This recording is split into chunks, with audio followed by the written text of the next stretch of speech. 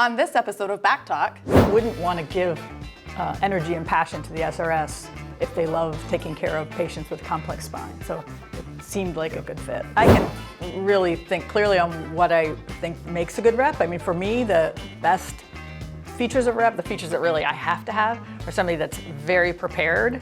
And I can't think of a hotter take this week than the news that the V brothers have finalized the Stryker spinoff of their spine division, which of course is near and dear to your heart. So what is your hot take on that news? The unicorn is the national animal of Scotland. Did you know that? Come on, is that true?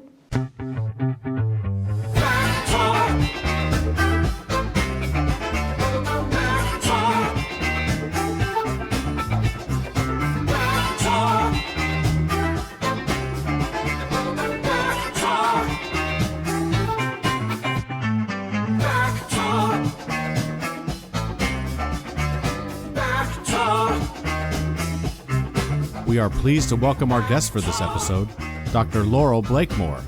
And now, here are your hosts, Eric Major and Rebecca Whitney. Hi, I'm Rebecca Whitney. I'm Eric Major. And this is Back Talk. All right, so Rebecca, tell us about Back Talk. So hard to believe it was almost 6 months ago, actually. We were at NASS, and we were on our way to a Summit Social event. We've been doing those all over the place, as you know. And Dr. John Edashami out of Phoenix, Arizona, caught a ride with us. So he Ubered with us over to the event, and we had about 45 minutes together. And it was actually really fun. It kind of organically just grew into this very interesting conversation. I think he was in the front, you and I were in the back, and he kept flipping around to say, you know, this is kind of an interesting conversation. Didn't think much of it, went to our event, which was a great success.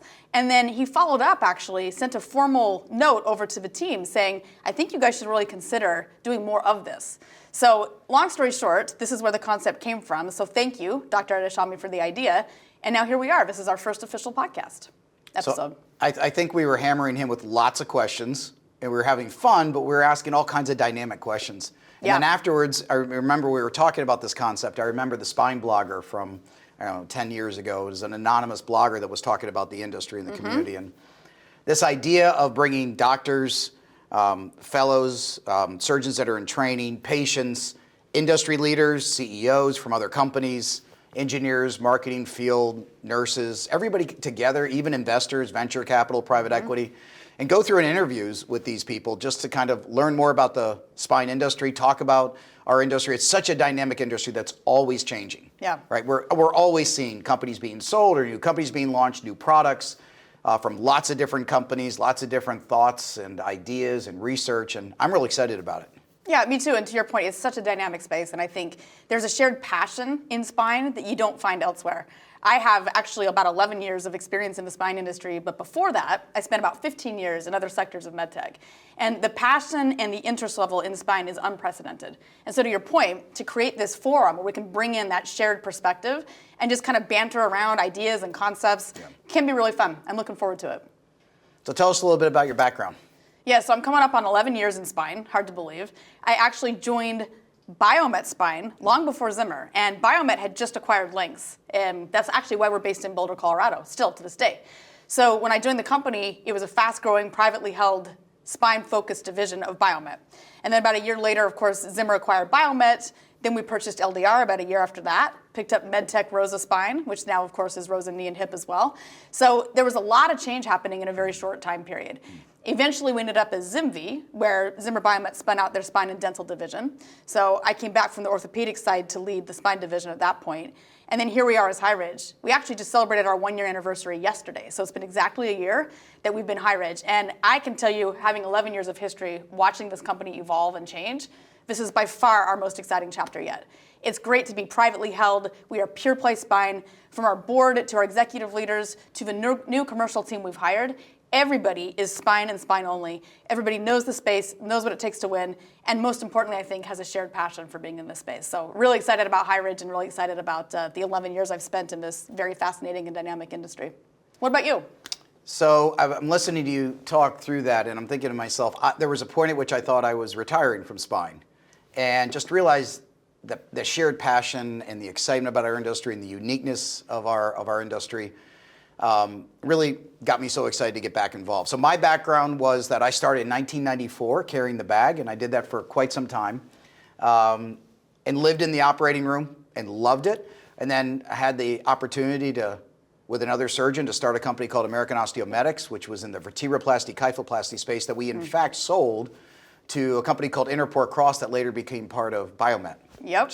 It's a very small incestuous industry. Yes. So in 2014, we took K2 public, and one of the things I was really proud of is we had always grown, every year consecutive growth. And then at the end of 2018, Stryker acquired K2M, and I was fortunate enough to have the opportunity to lead that integration, got Stryker back to growth, and we grew through until I exited in Q2 of 2021. Thought I was going to retire, like I mentioned earlier.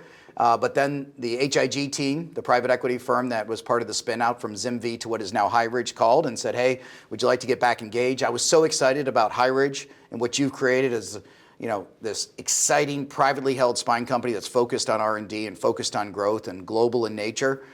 So that's what brought me back into spine, and I'm just really excited to be here. And Back Talk is going to be a great way for everybody to really just talk about our rich industry.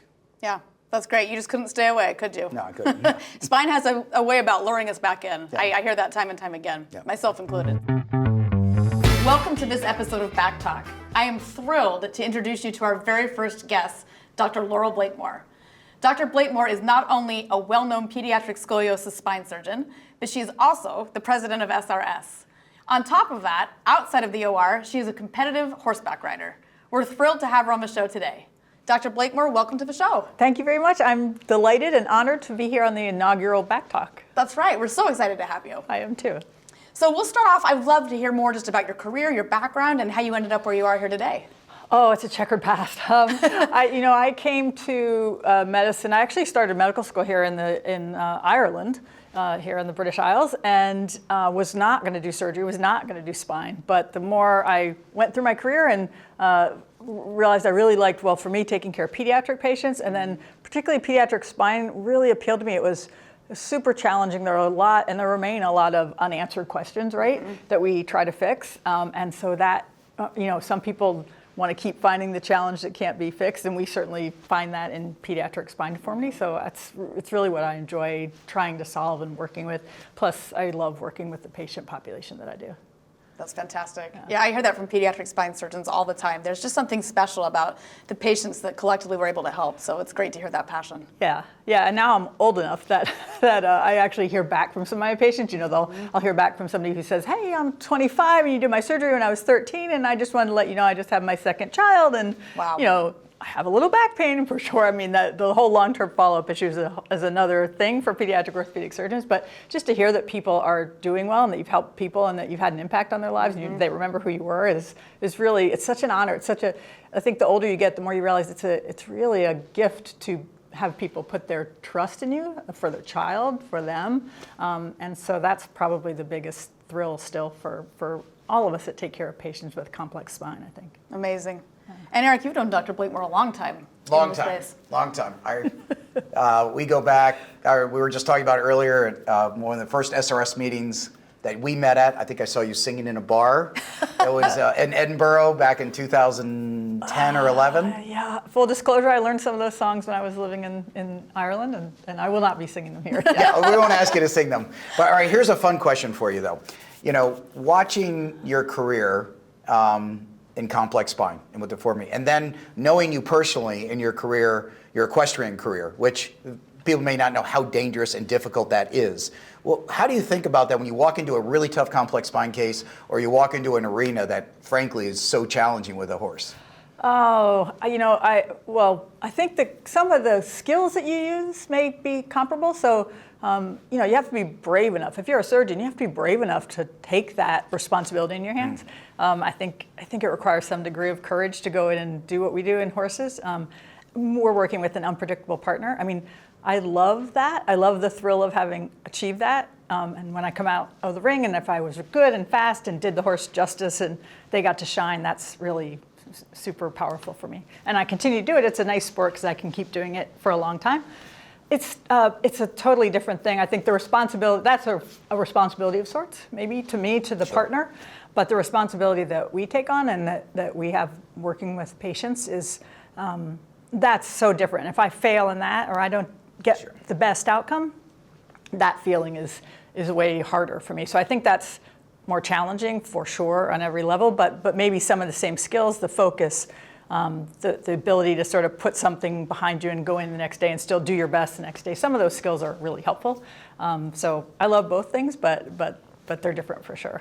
Yeah. That's amazing. As you're talking, I'm thinking about something called type 2 fun, which at Highridge we talk about this a lot. So type 1 fun is pretty obvious. It's drinking margaritas on a beach, right? It's easy, it's fun, but for the most part, it's not that memorable. Type 2 fun requires grit and resilience, and it's all about getting to some great outcome. But in the moment, there are setbacks, there are challenges, and most people will look at somebody going through a type 2 fun experience and say, you're crazy. Why would you get on that horse? Why did you want to go into spine surgery?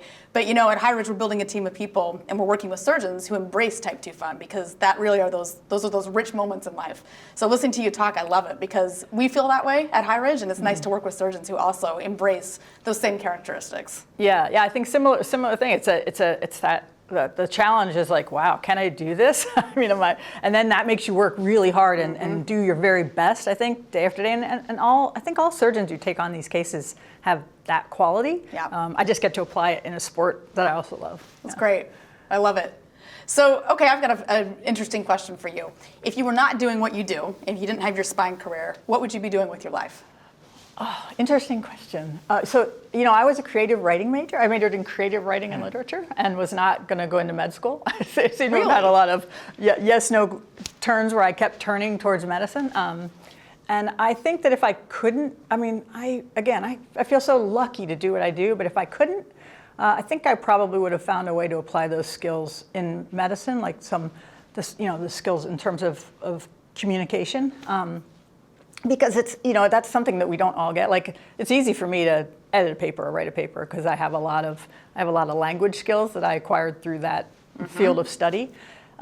If I couldn't use it to help patients directly, I think I would like to think I would use it in some other way to serve in the medical field. Because when I thought about being a horse trainer too, and I was like, it would be great for me during the day, but at the end of the day, would I have helped?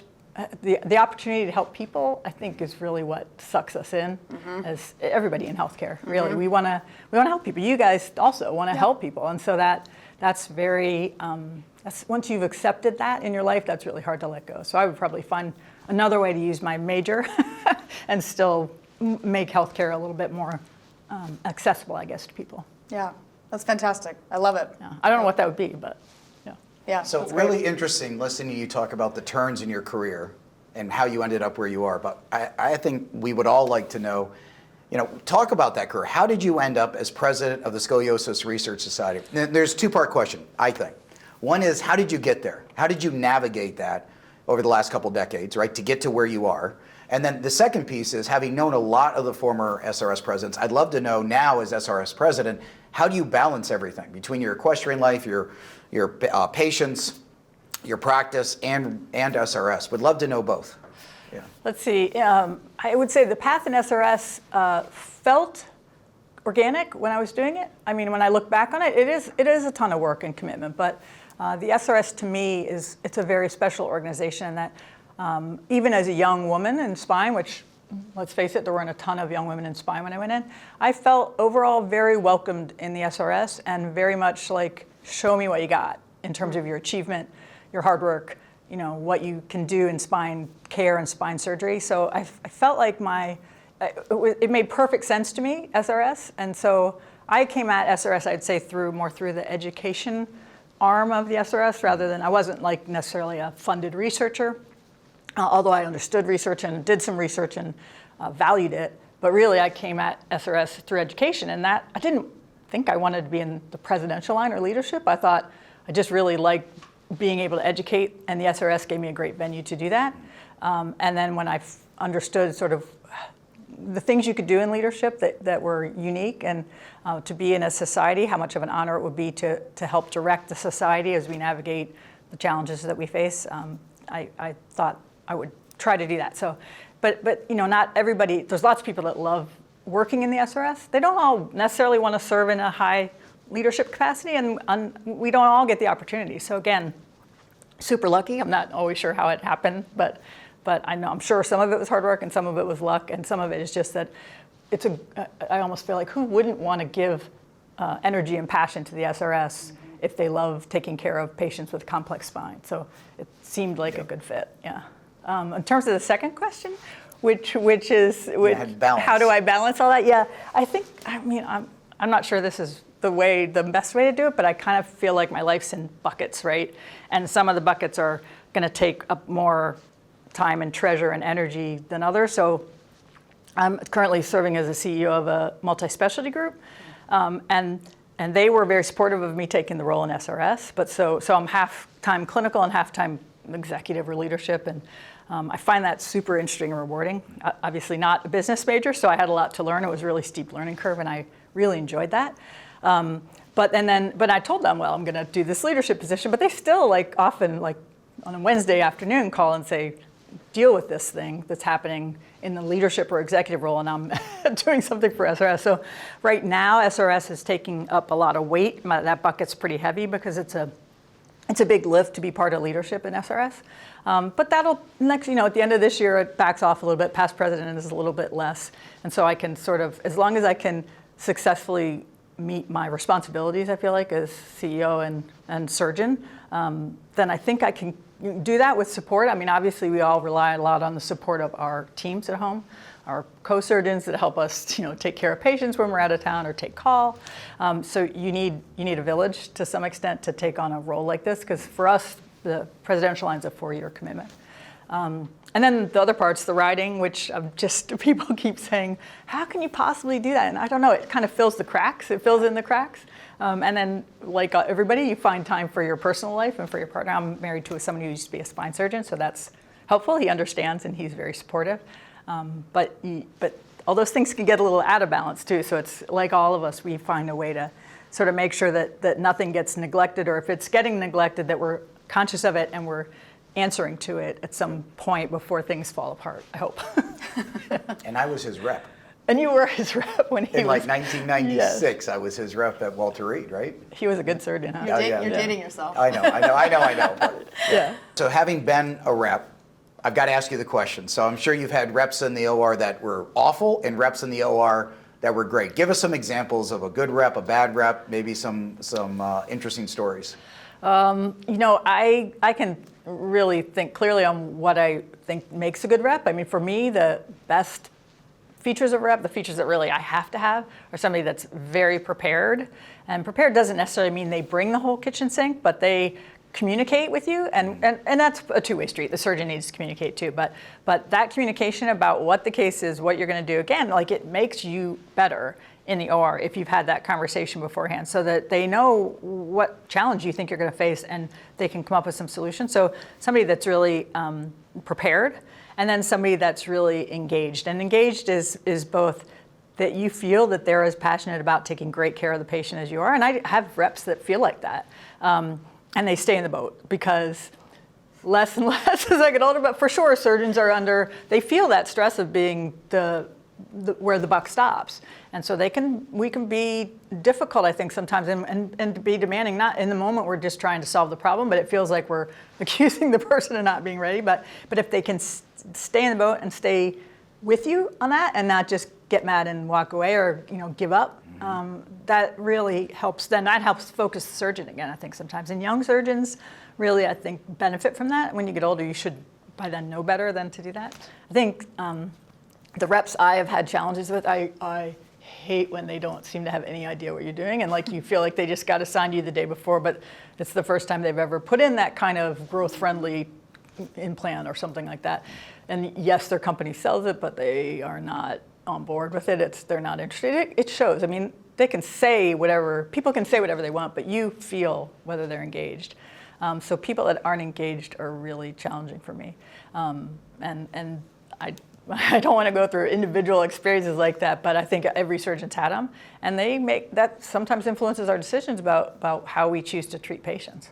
And I think that speaks to our industry, listening to that. So if a rep's going to show up, have passion for what they're doing, and do their homework. Yeah. Know the product, know the surgeon that they're working with, know the staff. You can't just show up and talk about basic concepts of a product and just sign some paperwork, right? Yeah, it's not just about being able to tell the scrub tech how to load the screwdriver. It's about, I think if as a rep, if you work towards feeling like you're part of the solution to the patient's problem, you're going to be in great shape. If you just feel like you're going through the motions and, filling out the form to say how many screws we used, you're probably not going to be as much help, and you're probably not going to be as valued. Yep. Part of the team, not just talk about features and benefits, but really part of that team. That's Yes. great. So was there a moment in your career where you just felt like you knew that you were supposed to be in this line of work, and what drove your passion to continue down this path?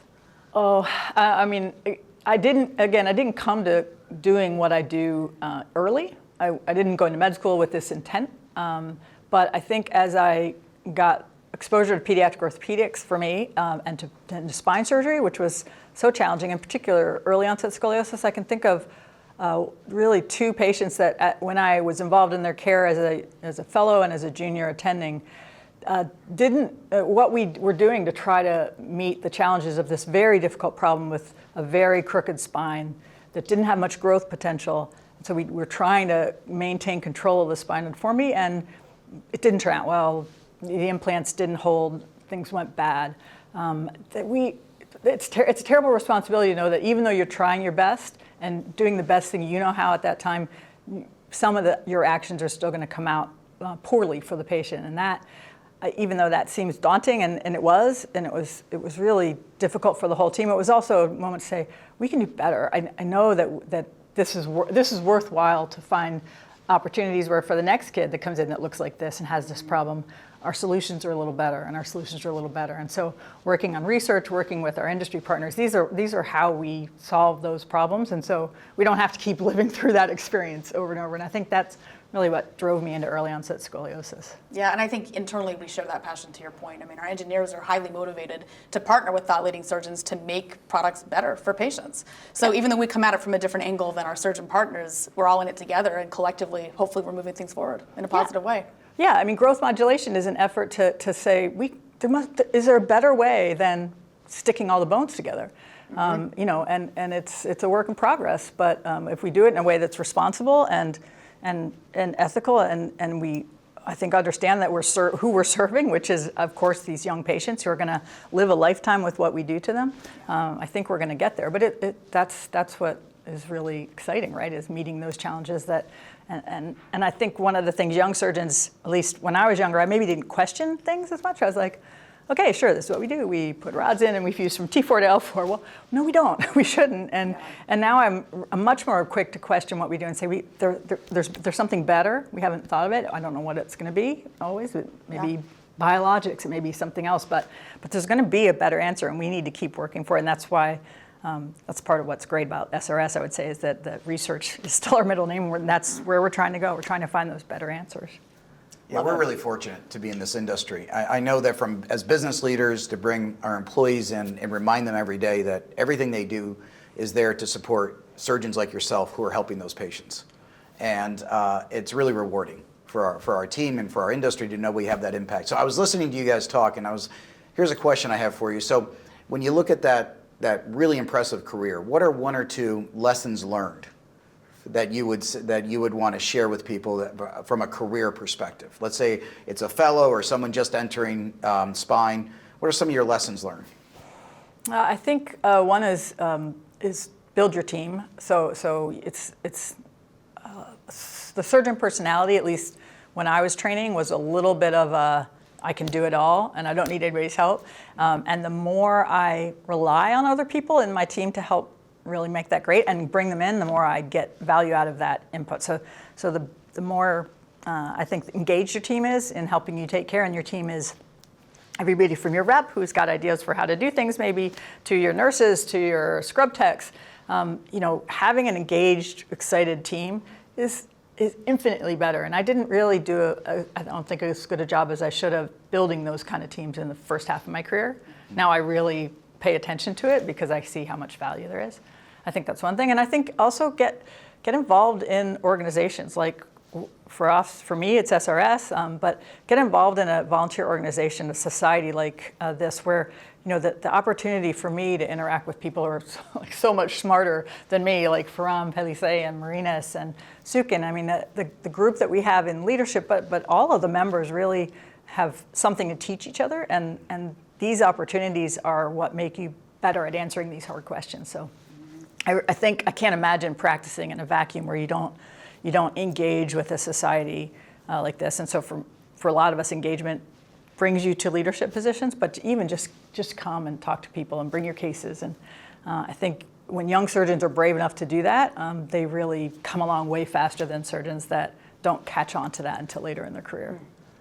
I think that's great advice. So many parallels between surgeon leadership and business leadership. I mean, just listening to you talk, totally agree. Like, building the right team is everything. Yeah. So regardless of our leadership roles, I think those principles just apply. So Yeah. it's great.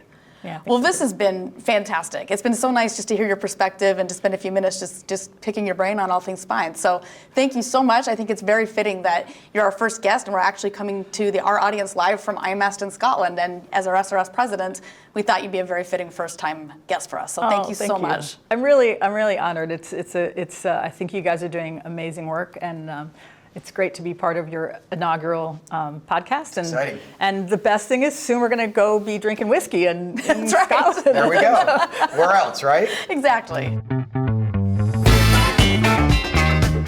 Well, that was spectacular. I cannot think of a more perfect guest for our very first episode of Back Talk than Dr. Laurel Blakemore. Especially fitting since we're here at IMAST, Yep. filming this in Scotland. She's the SRS president. Just amazing what she had to say. That was so fun. I was so excited that we got to have Dr. Blakemore come. I've known her for a very long time, and I've watched this career progress.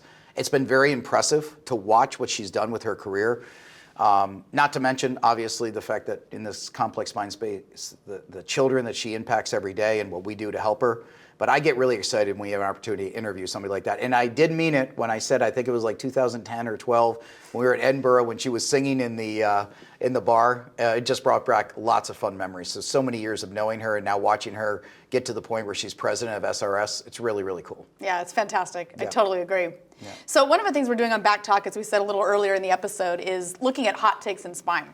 And I can't think of a hotter take this week than the news that the V brothers have finalized the Stryker spinoff of their spine division, which of course is near and dear to your heart. So what is your hot take on that news? I would agree. That's a hot take right now. That's the biggest thing that's happened. Things are always happening in spine. Interesting for me, I've known the Scoliosis brothers for a long time. Great guys. Interesting to watch Stryker decide to spin that out and to have them take it. What's going to be most interesting is to watch how they bring that to the global market, what their strategy is going to be. You know, frankly, there's a lot of room in spine. We've learned that for lots of different competitors. And in some way, because it's such an incestual business, we all know each other so well. So it's going to be a lot of fun to watch how they make that transition. They've been successful in the past with other spine companies that they've been part of.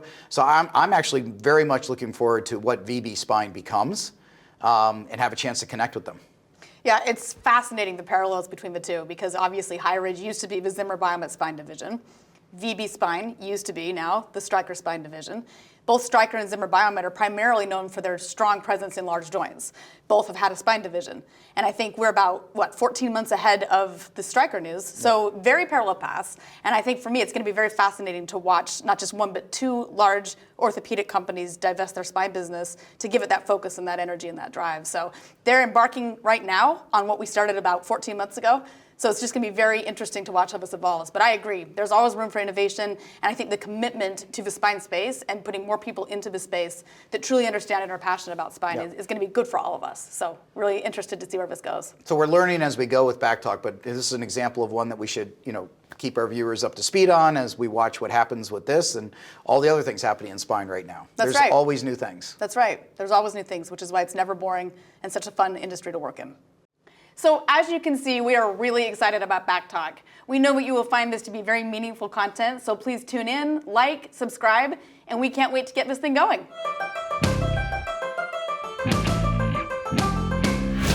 What is the capital city of Scotland? Glasgow. Edinburgh. Edinburgh. Oh, I was going to Woo! say Edinburgh. I just come didn't on. think it was Well, you obvious, so didn't. that's why I You didn't. didn't. Okay. What is the national animal of Scotland? The bear. The deer. It's a deer. Clearly. You're getting hints off camera. That's not fair. From locals. There's no hints. It's a deer. I From know it's a deer. locals. It's like venison. The unicorn. Wait. Whoa. No way. What year did Scotland and England officially unite to form Great Britain? Oh, I know that. 1784. 82. 1707. Okay. What is the traditional Scottish dish made of sheep's heart, liver, Haggis. and lungs mixed No, with oatmeal. haggis. So I Not hi- said. No, you said haggis. It's haggis. I said haggis. It's haggis. I said it right. I just pronounced it No, wrong. it's haggis. Wait, was that right? Haggis. Okay, So I got it right. It's not haggis.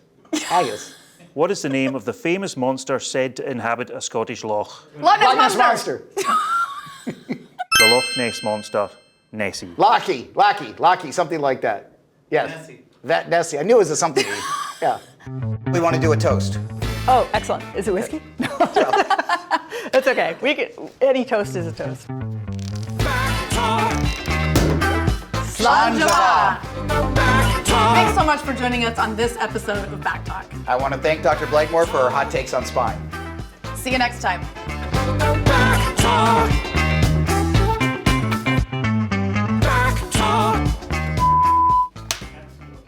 This is so official.